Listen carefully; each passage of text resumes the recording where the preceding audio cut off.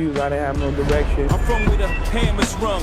Before the platinum plaque, and long before he became the first rapper to grace the Forbes billionaire list, Jay-Z was just another rapper until this studio made him unstoppable. As we all know, every legend needs a lab, and for Sean Carter, that lab was Baseline Studios. The studio wasn't flashy, it didn't have chandeliers, and it definitely didn't have marble floors. It was just wood panels, maybe secondhand gear, and the rawest sound in hip-hop. But here's the wild part. This studio has housed more legendary moments than some museums. It's where the blueprint was built in just 2 weeks, where Kanye West slept on couches between beat sessions, and where Roc-A-Fella stopped being a label and became a movement. So, how did a tiny, no-frill studio in Manhattan become the throne room of a king?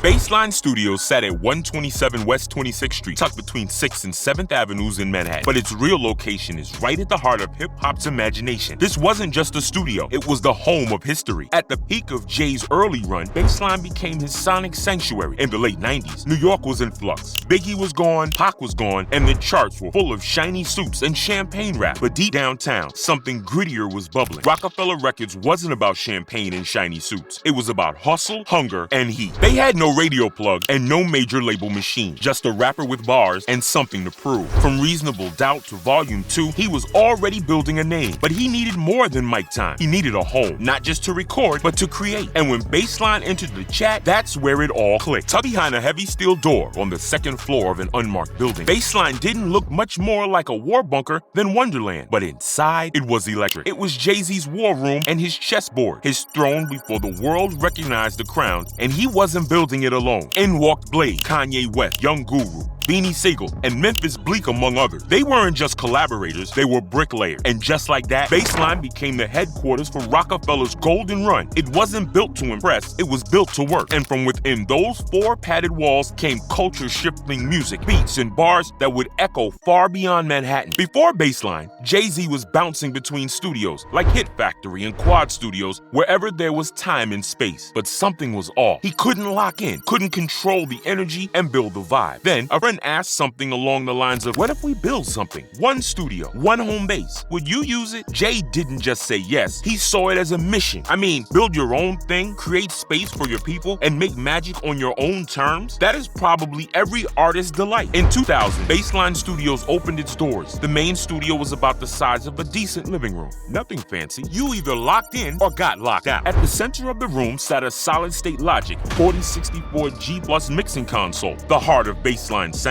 The Augsburger Classic 215 monitors blasted playback so loud you could feel the bass in your chest. And the weapons of choice was MPC 2000 XL, ASR 10, Juno 60, Juno 106, G7 Phantom. Each one helped build Roc-A-Fella's history. Jay loved the setup so much, he copied it, panel for panel, gear for gear. In his Tribeca penthouse, he recreated Baseline because Baseline wasn't just a room, it was a rhythm, a feeling, a space so real that Jay didn't need a plan to start recording. One day, he just walked in and said, anybody got some beat? This was it, just a mic, a hunger, and a room full of producers ready to catch fire. And if you're feeling that spark, like it's your time to lock into, hit the like button so this story reaches more creators like you. Comment your favorite Baseline banger down below and keep watching because this fire's only getting hotter. Baseline Studios was built for alchemy, the kind that turns vinyl dust and street stories into platinum. When Jay-Z walked into Baseline in 2001 with Just Blaze, Kanye West, and Blink, he wasn't just trying to make a good album, he was responding to Nas, to Prodigy, and to everyone questioning his crown. What came out of that 2-week session was the blueprint, an album Rolling Stone later called one of the greatest of all time. Allow me to reintroduce myself, my name is Ho. And it wasn't just the music, it was how it was made. Jay didn't write his verses down. He'd nod to the beat, pace the room, then step into that tiny booth and deliver whole verses in one take. The Blueprint, the Black Album, the Dynasty, they were all born in this room. But Baseline didn't just shape Jay, it defined a generation of producers. I mean, we wouldn't call it legendary if it only shaped Jay-Z. This was where Just Blaze found his sound. Soulful chops, triumphant horns, and drums that felt felt like they punched through the speaker. This was where Kanye West went from being the guy who made the beat to a future icon. But bassline's real power wasn't just the equipment, it was the energy in the room. Everyone was trying to outdo each other. Rappers, producers, and even engineers. Jay once said, "You might get away with something half-baked when you're alone, but in there, everyone's watching, everyone's pushing." One bad verse, one lazy beat, and you'd hear it from the room before you heard it in the booth. It's just natural, right? If you're working with a bunch of people, like if you by yourself, you might think you could get away with saying something half-assed, right? You put it out there and be like, nobody's looking, and you just throw it out there. But when it's a bunch of people around, you're trying to impress everybody around,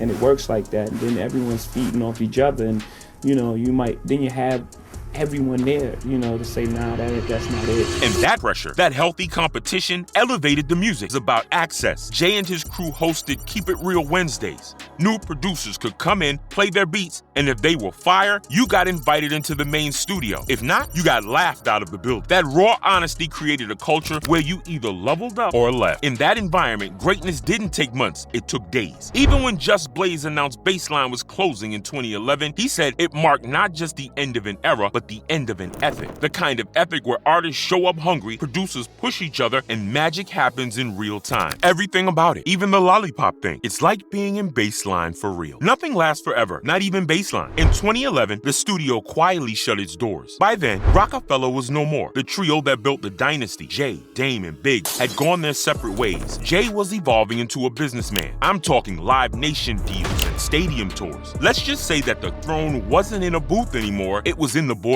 And music itself had changed. Pro Tools went mobile, and collaboration happened over email, not in smoky rooms. Streaming killed the vibe of the studio hangout, and the basement mentality got replaced by spreadsheets and brand decks. The lights went out on Baseline, but the music never did, because you can shut down a studio, but you can't shut down a legacy. Baseline Studios was never about luxury. It was about lyrics, loyalty, and legacy. It gave us the sound of a generation and a front row seat to the making of a mogul. From Baseline's walls came verses that shifted culture, and beats that changed radio, and moments that proved rap wasn't just music, it was architecture. For Jay, Baseline was more than a mic booth. It was a blueprint for how to build an empire. Create your own space, surround yourself with your people, and give others a shot, then hold them to the highest standard. It's the mindset he carried into business, art, and leadership. So the moral of this story is, don't wait to be invited to the table. Build your own table, then invite others in. Because even now, as the world watches Jay from boardrooms and billion-dollar stages, that tiny studio on 26th Street still lives in his sound. The Baseline wasn't just a studio, it was the blueprint for Jay, Roc, and an era. If you felt that, if you're building something of your own, brick by brick, verse by verse, then you already know greatness doesn't need a throne, just a mic, a vision, and the right room. And if you stayed glued to this moment, subscribe for more stories behind the culture. Drop a comment on what your favorite Jay-Z era is, and smash the bell so you never miss a beat.